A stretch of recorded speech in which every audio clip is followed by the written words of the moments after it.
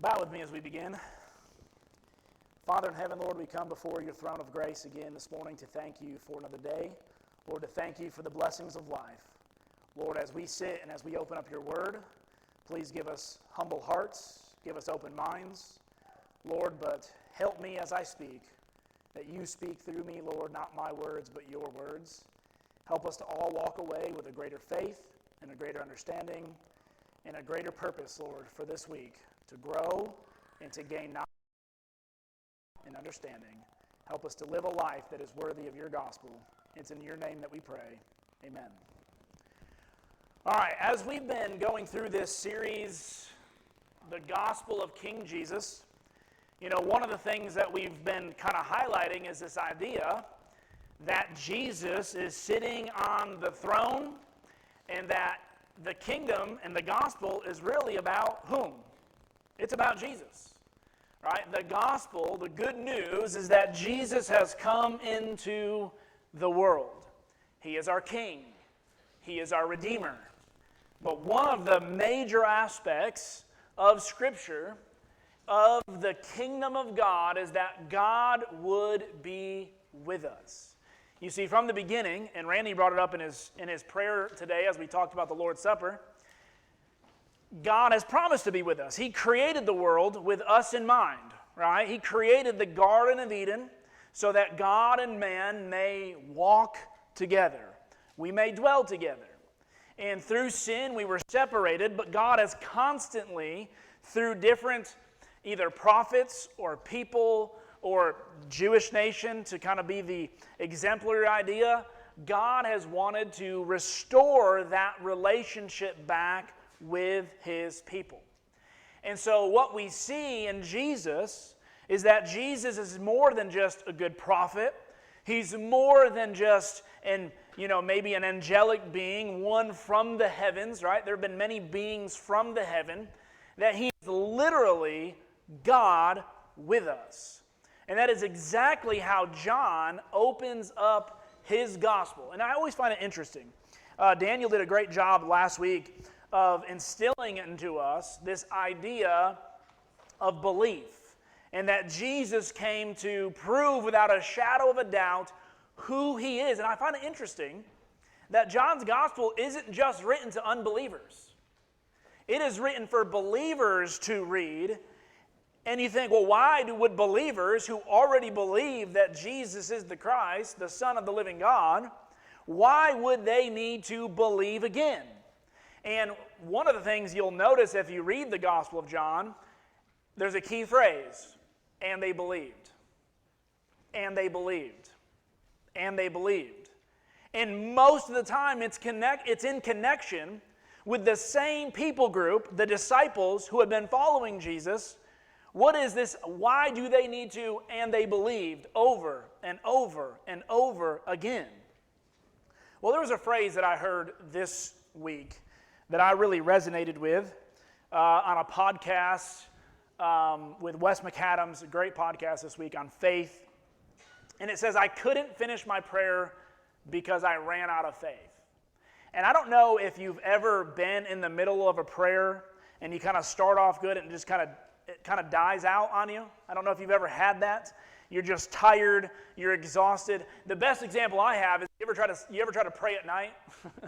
Right? And you fall asleep in the middle of your prayer. And I'm not saying it's the same thing, but it's kind of that idea. You're praying, and then you're just kind of like, I really don't know what else to pray for. And your prayer just kind of like ends abruptly. And one of the things that is a constant struggle, not just for myself, but I know for many people, is not a lack of believing in who God is. Right? I believe God. I believe in God. I believe there is a God. I believe that Jesus was a real person. I believe that he's the Son of God. I believe all of the attributes that I'm supposed to believe about God. You know where I struggle? Is in actually trusting that being in every area of my life, to depend on him, to start off in prayer rather than him being the last person I go to, when I've exhausted all of my solutions and all of my effort and all of my energy, then finally, okay, God, I can't do it. Come do it for me. Rather than beginning every process and beginning every adventure and beginning every journey with God, I know I can't. I've done this before. I've gone through all of the, I'm trying myself, I'm burning at both ends, right? Do it for me. Give me the strength. Give me the energy. Give me the knowledge. Give me the wisdom. Give me everything that I need, and fully depending on Him. And I don't know the solution always, because, there's the read your Bible and pray every day. Well, I got that. I read my Bible every day. I pray every day. And yet, I still find my tank on E often. I still find myself completely worn out by life. And my dependence on God wavers often, more than I would care to admit.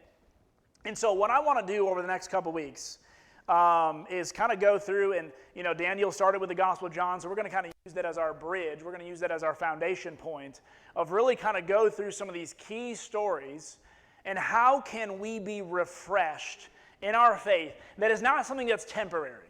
That's not something that's a Sunday morning boost, right? Where it just kind of, it lasts maybe to Wednesday, and then Wednesday we need another boost, and it dies out and fizzles, till the next Sunday, and maybe if the sermon's good, or maybe if the song service was just right, maybe if the prayers were good enough, it gave me enough, right? We're always dependent on situation and circumstances and everything being just right for our faith to be refreshed and renewed. How can I individually do that on my own without ceasing? Not in the morning and then in the evening be exhausted again. Not, from one day to the next. And that's where I struggle. I have a lot of good plans. I have a lot of good ideas. I have a lot of good things I think would be beneficial. My problem is keeping them going. Right? And I always think that programs, or, if I do this, or I do this regiment and this routine and these are the things, and it's really not. And so what we're going to do over the next couple weeks is really try, at least my best, to give you something. Maybe you don't struggle with it as much as I do, but to give you something to fuel your tank, not just for today, not just to push you into tomorrow, not just for this week, but for life. For life. But you know what? This sermon can't do that. This sermon series can't do that for you. You have to do it yourself. And that's the hardest part about being a minister or a leader or an elder or whoever's trying, when you're trying to help somebody. You can't do it for them. You can't do it for them. And so each person has to take ownership of their own faith, and they have to give it over to God. And so I want to start actually in Isaiah chapter 55. Before we get into John 1, because John's going to talk about this idea of the Word coming and being made flesh. Turn me to Isaiah 55. And I was just going to read verses 10 and 11, but as I was perusing it this morning, I'm deciding to read the whole chapter. It's not that many verses. Isaiah 55. And this is about God's compassion that He is going to send Israel once again. And the cool thing about God is He realizes we need His compassion all the time, right? I'm failing constantly as a husband, as a father, as a friend, as a minister. And so I need to trust that God is going to sustain me even when I cannot sustain myself. So watch this dependency that Isaiah is saying that people of God need to have on God for everything, right? Come everyone who thirsts, come to the waters, and he who has no money, come buy and eat. Come buy wine and milk without money and without price, right? And so you're starting off in verse 1, come with nothing. Come with nothing and receive as if you have everything. Come with nothing. Think about that. Come with nothing to God and then receive as if you are the richest person in the world. That's what we receive from God. We come with nothing, and He fills us up completely. Or He ought to, right? He ought to. So why do you spend your money for that which is not bread, and labor for that which does not satisfy? Listen diligently to me and eat what is good, and delight yourselves in rich food. I love that. We spend so much time and energy on everything else but God. We spend so much time and energy, whether it's preparing our kids for college. How much time and energy and money do people spend preparing their kids for college? Right? Maybe it's a sporting event. How much time and energy do some people make sure their little Johnny or their little Susie's the best baseball player or the best musician or the best whatever it may be, right? Which are good things. But how much energy and time are we putting into our kids and our own self of their spiritual walk and their spiritual journey? And making sure that there are priorities set, that God comes first in all things. And so we do that often. And I think, one of the reasons why I'm always kind of lacking in fuel is because even the things that I'm doing for God, I'm doing out of obligation sometimes. I got to get a class done Wednesday, so I got to study for it. Well, I'm studying, but I'm studying for a class. I got to get a sermon this Sunday, so I'm studying, but I'm studying for a sermon. Right? I got to teach this Bible class. I got to get this devotional. I got to go to KCS and do this. And it's always for something, and yet I still find myself on E. Reading alone is not enough, right? Reading alone is not enough. What am I letting the Word soak into me, right? And so watch. Incline your ear and come to me. Hear that your soul may live, and I will make with you an everlasting covenant, my steadfast, sure love for David. Behold, I made him a witness to the people as a leader and the commander for the peoples. Behold, you shall call a nation that you do not know, and a nation that you did not know, you shall run to you, because the Lord your God and the Holy One of Israel, for He has glorified you. Seek the Lord while He may be found. Call upon Him while He is near. I think that's the thing that I lack, right? Seek God. Call on Him, right? Let the wicked forsake his way. Let the unrighteous man his thoughts. Let him return to the Lord, that He may have compassion on him, and to our God, for He will abundantly pardon. For my thoughts are not your thoughts, neither are your ways my ways, declares the Lord. For as the heavens are higher than the earth, so are my ways higher than your ways, and my thoughts than your thoughts. For as the rain and the snow come down from heaven, do not return there, but water the earth, make it bring forth and sprout, giving to the seed and bread to the eater. So shall my word be that goes out from my mouth. It shall not return to me empty, but it shall accomplish that which I purpose, and shall succeed in the thing for which I sent it. I want to stop, and I'm going to focus on this for a minute. God says that when He does something, when He plans something, when He declares something, when He gives His word on something, it's done. It's finished. It's completed. It will happen. It will not return to God void. And I want you to take that idea of God sending His word like rain, right? Like watering the earth and the produce coming up. And I want us to now shift and focus on the Word of God. The Word who came in the flesh, Jesus the Christ. So in John chapter 1, turn your Bibles there with me. John chapter 1.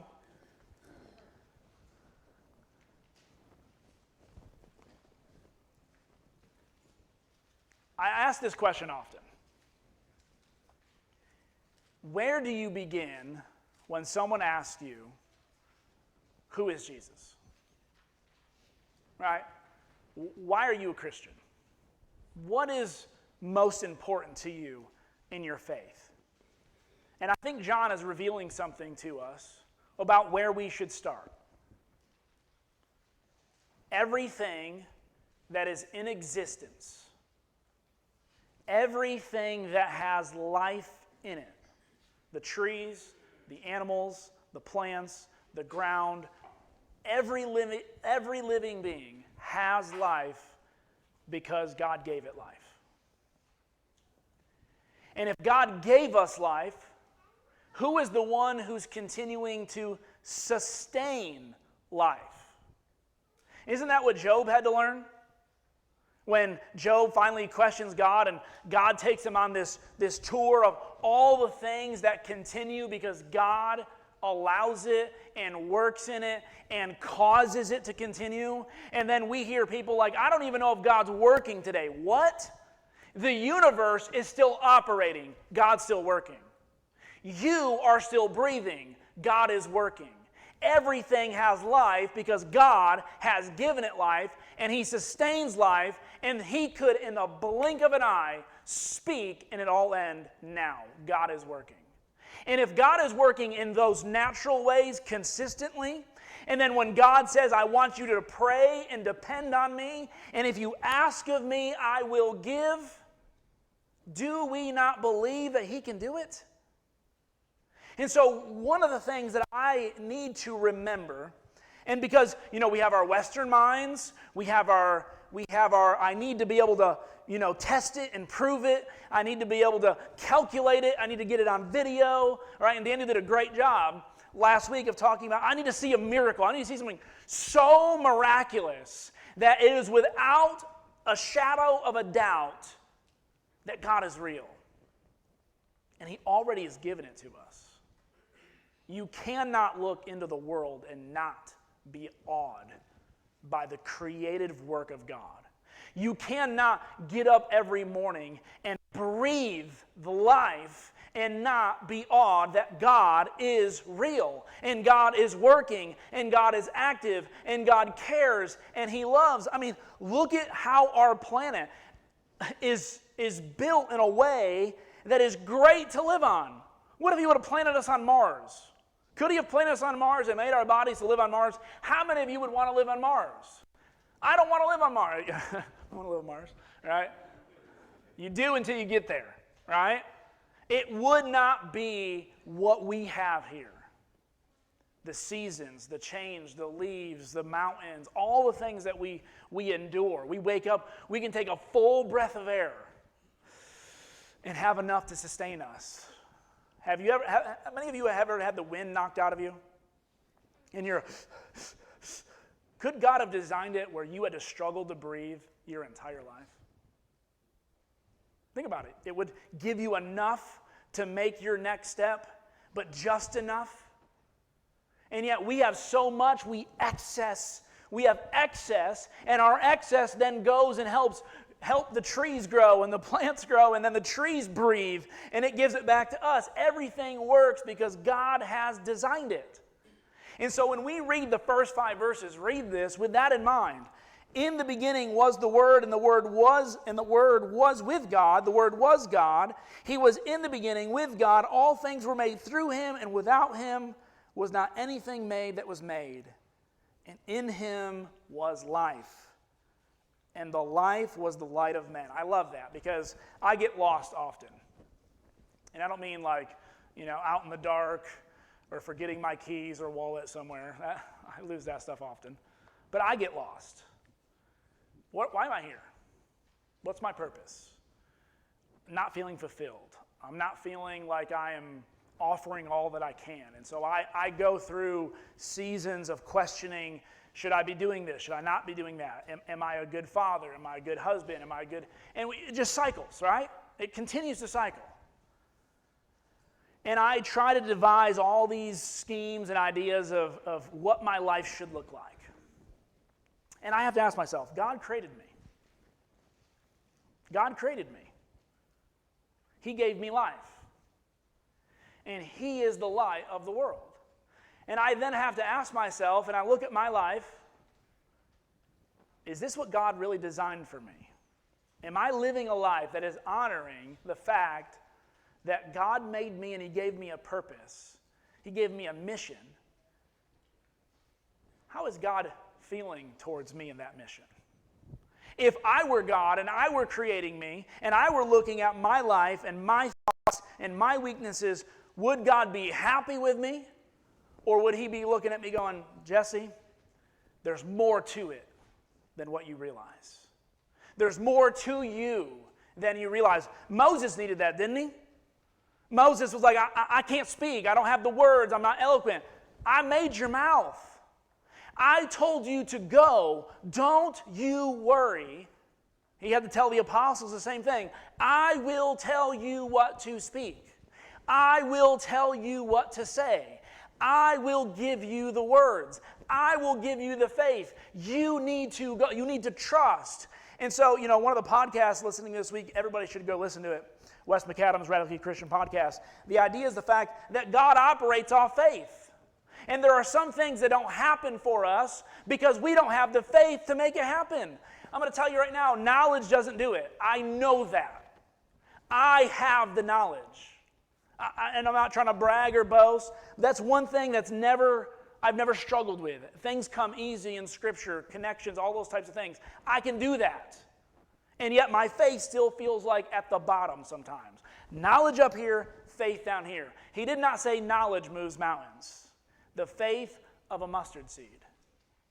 The faith of a mustard seed.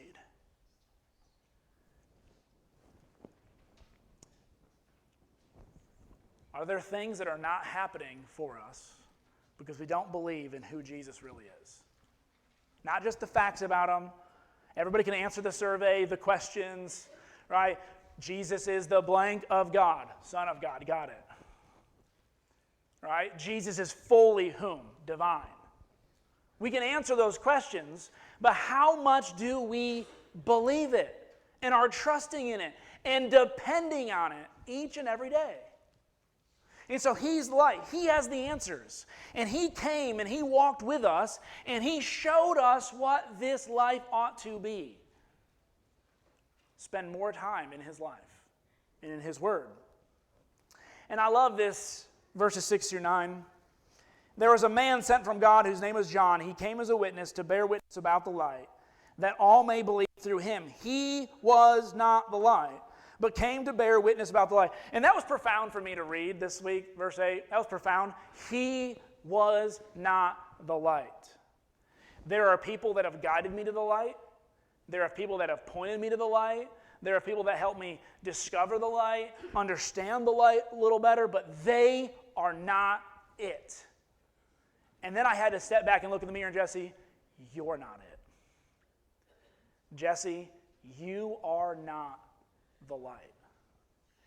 You are not the reason why people will be saved. You are not the reason why people will believe. You may be a conduit. You may be something that God uses, but if someone is saved because of something that I said, it is not me, it is God. 100%. Every single time. Paul says, whether I spoke or they spoke, whether I taught or they taught, as long as you believe, who still gets the glory? Who's the one at work? It is God. It's his Spirit. It's Jesus.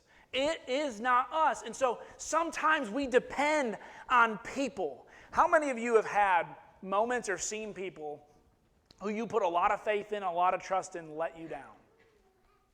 Has it happened? People who you elevated and it shook you. Like it shook, like if this man who I thought was it, who I idolized, who I believe that there's one person who's going to be saved at the end of life, it's going to be this person, completely walk away. I've seen it, I've heard about it, and I've seen what it does to those who put their faith and trust in men. Our faith and our trust are not in men. It cannot be. Men will fail you. I will fail you. I probably have failed you. I've been with you longer than a week. I have failed you. I failed myself. I failed my family. I failed my wife. I constantly fail. But I'm not the light. I am not the way. I am not the truth. Jesus is. My job is to point you to the light, to point you to the truth. if you are going to take that and receive it, to God be the glory. To God be the glory. You know what that tells me, though? You can't just listen to what the man up here says and depend on him for your faith. You can't listen to your Bible class teachers alone and depend on them for your faith. You have to get into the Word. You have to discover the light for yourself. You have to know Christ. And Christ has to know you. One of the scariest lines at the end of the Sermon on the Mount, "Depart from me, I never knew you." And these people knew facts about Jesus. They knew exactly what Jesus wanted from them. But there was something lacking in their faith and trust and in their relationship with Jesus that Jesus says, "You may have known stuff about me, but I did not know you." Why? Because you've got the wrong system. You've come to me thinking, "Look what I've done, save me." It's never been that way. You will not go to God one day and say, "God, look what I did for you and your kingdom.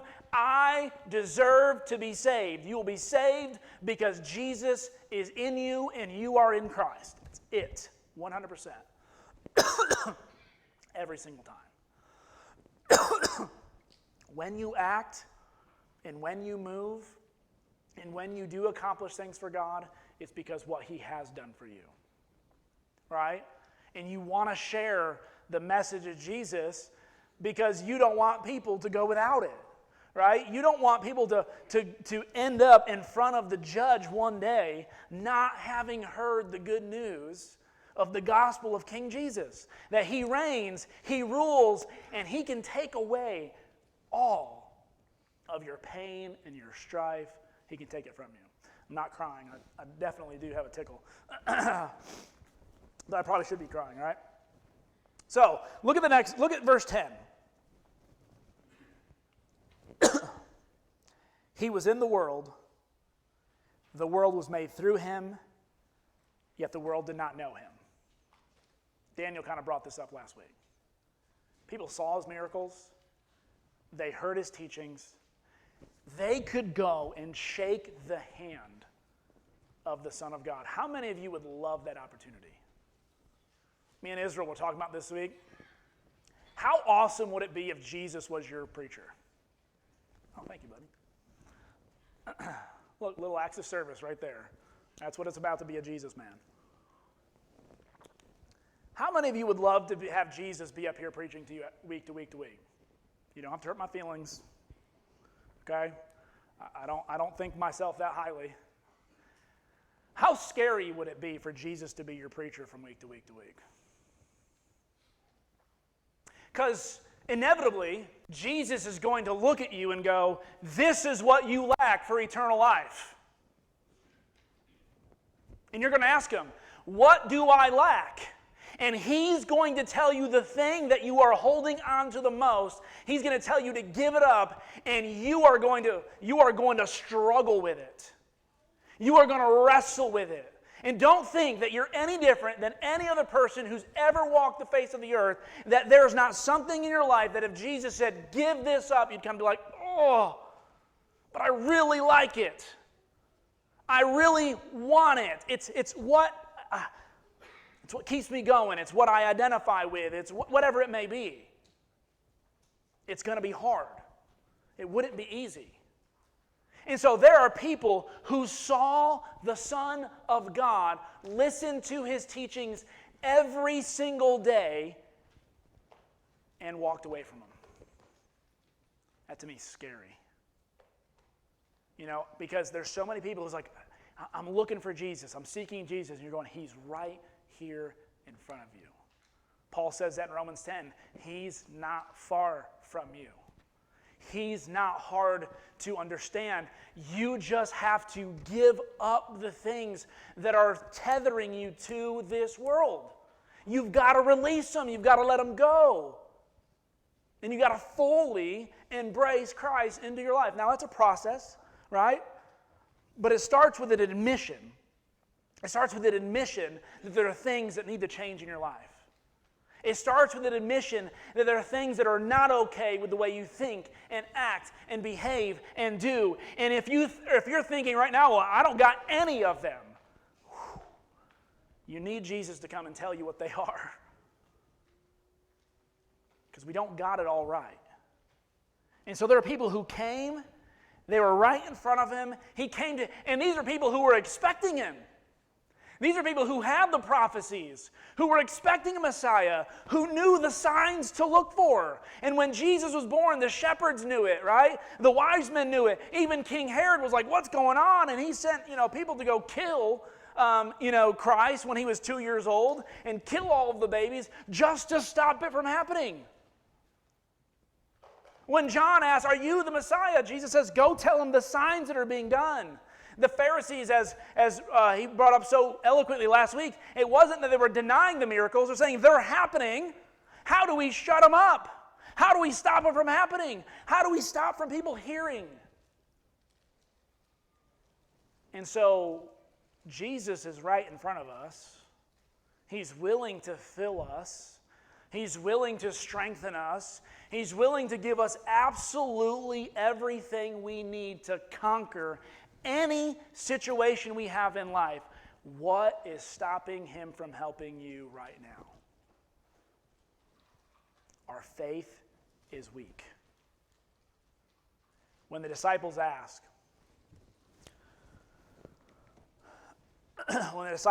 about forgiveness, how often should I forgive a brother? And he said 70 times 7. They don't have the faith to understand that. They can't grasp. But Jesus, you don't understand. Look what he's done to me. I understand. If there's a person who understands what it's like to forgive people who hate him, who mock him, who beat him, who crucify him, and still be willing to forgive and redeem and restore and let go, it's Jesus. It's God. So when he says it can be done, he shows you it can be done. And yet we miss him all the time. John will say in John chapter 5, you search the scriptures daily, in them thinking them that you have life. But these are things that point to whom? They point to me. They point to me, and you're missing it. You're in the word of my very mind, which this is the mind of Christ. This is the mind of God. You are reading my mind, and yet you're still missing me. And that's what we're going to be discovering over the next couple weeks. Verse 12.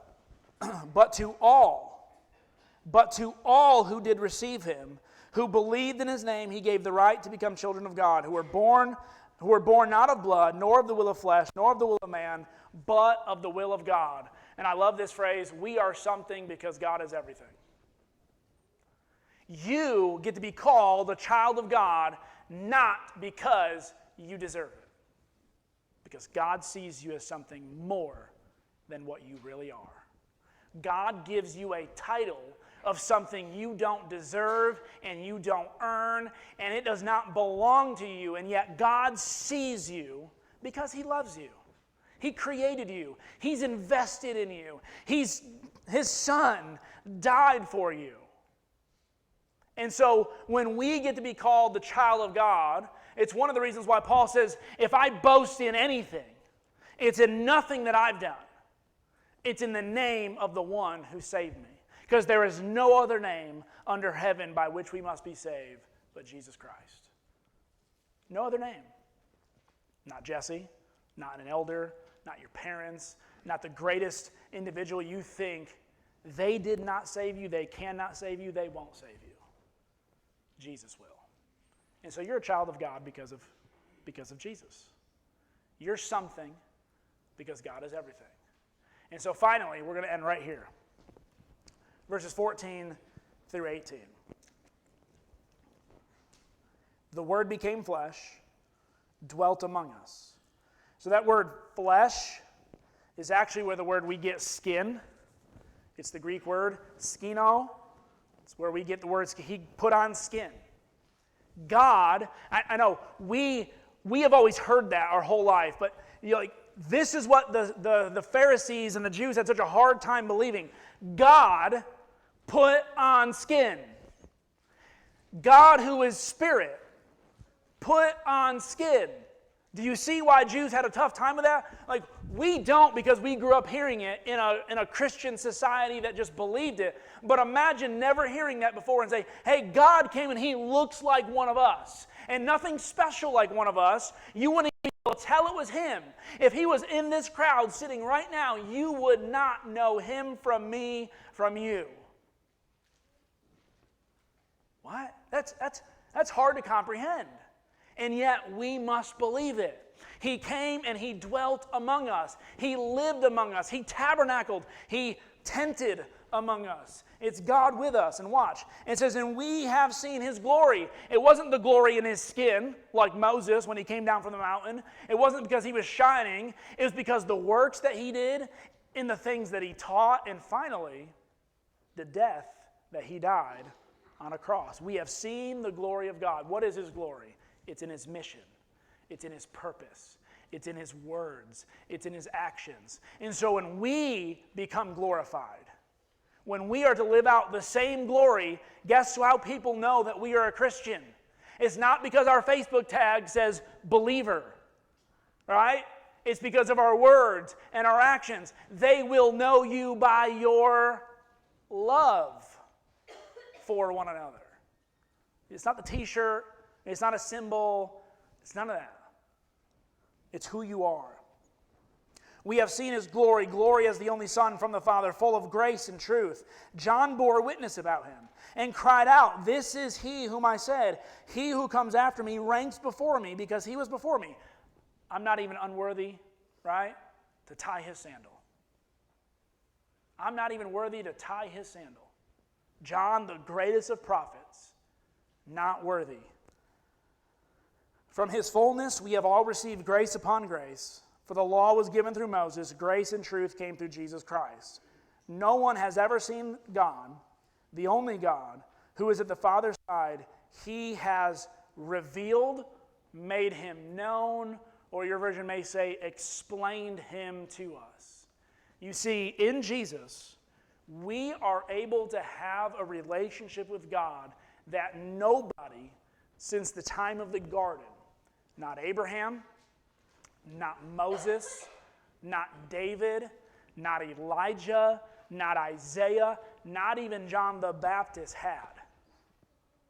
What Jesus did on the cross, in his death, in his resurrection, and him sitting at the right hand of God, has restored a relationship with God that has not been seen since the time of the garden.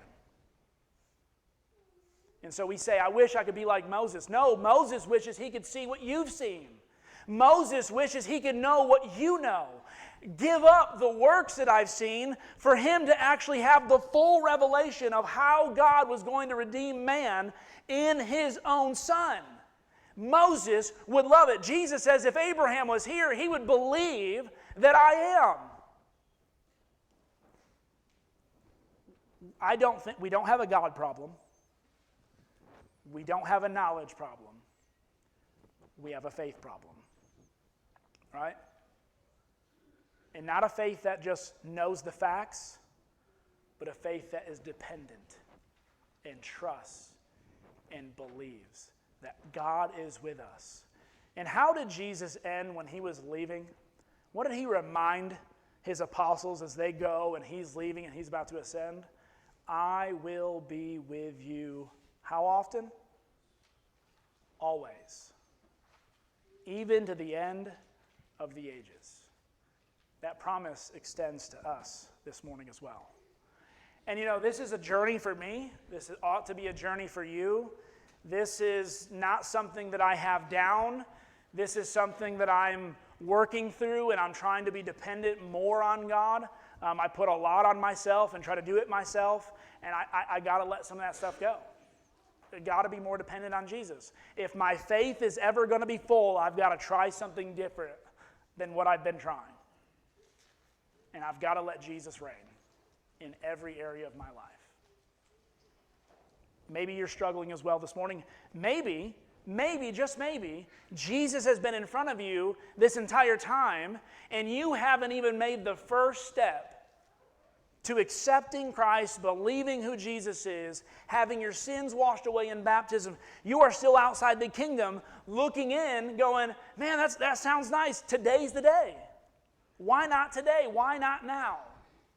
You don't have to have all the facts laid out for you. You don't have to know everything. You just got to know and depend and know who Jesus is.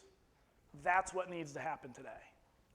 But maybe you're a Christian, you're in the kingdom, and your faith, if it's not on E, it's wavering. It's wavering on E. It's not as full as you'd like. It's not at the level in which you'd like. Let go. Let go of stuff. Man, I'm telling you, that's a lot easier said than done. Let God reign again in your life. Be dependent and know that God is with you. It's a promise of the kingdom. God is with us right here and right now. Like, that's one thing to say. It's another thing to believe. Do you believe that God is actually right here in this room with you? And that he cares about you? And that as you go throughout your day-to-day, he cares about what you're doing today and how you're acting and answering your prayers? Do you believe that? If not, let us pray with you. Let us come together, right? Let's pray for each other, even those who don't come forward this morning, because I bet you we all are struggling in some way. Let's pray for each other today, and knowing that God is big enough, strong enough, and has the will enough to answer these prayers. If there's anything that you need this morning, we ask that you come forward as we stand together.